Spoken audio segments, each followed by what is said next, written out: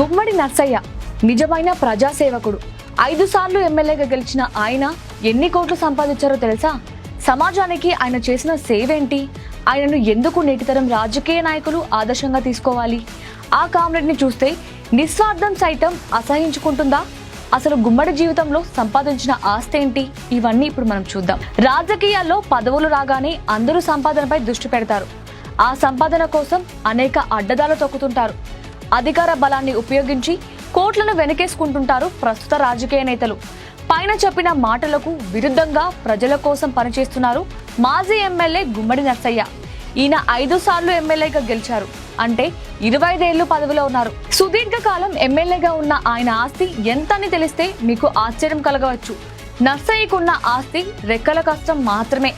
నర్సయ్యకున్న కొద్దిపాటి పొలం, వ్యవసాయం చేసుకుంటూ జీవనం సాగిస్తున్నారు.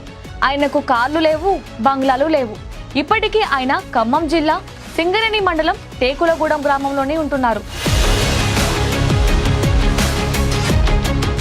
గుమ్మడి నర్సయ్య సర్పంచ్గా రాజకీయ జీవితం ప్రారంభించారు. సిపిఐ ఎంఎల్ పార్టీ తరఫున 5 ఏళ్లు నియోజకవర్గం నుంచి 8 సార్లు పోటీ చేశారు. 1983, 85, 89, 99, 2004లో 5 పర్యాయాలు ఎమ్మెల్యేగా ప్రాతినిధ్యం వహించారు.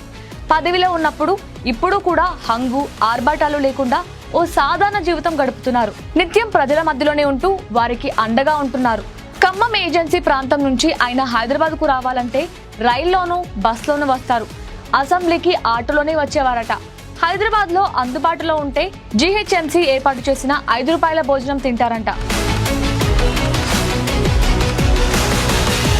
సాధారణంగా ఎమ్మెల్యేలు హైదరాబాద్కు వస్తే 5 స్టార్ హోటల్లోనే బస చేస్తూ ఉంటారు. కానీ గుమ్మడి నర్సయ్య మాత్రం పార్టీ ఆఫీస్లోనే ఉండేవారు. తన పనులను ముగించుకొని ఇంటికి వెళ్తూ ఉంటారు. నియోజకవర్గాల పునర్విభజనతో 2 సార్లు ఓడిపోయారు. అయినా తాను నమ్మిన సిద్ధాంతాల కోసం అదే పార్టీలో కొనసాగుతున్నారు. ఓటమి చెవి చూసిన నేతలు పార్టీ మారుతూ ఉంటారు. కానీ నర్సయ్య మాత్రం పార్టీని అంటుపెట్టుకునే ప్రజల కోసం పనిచేస్తూ ఉంటున్నారు.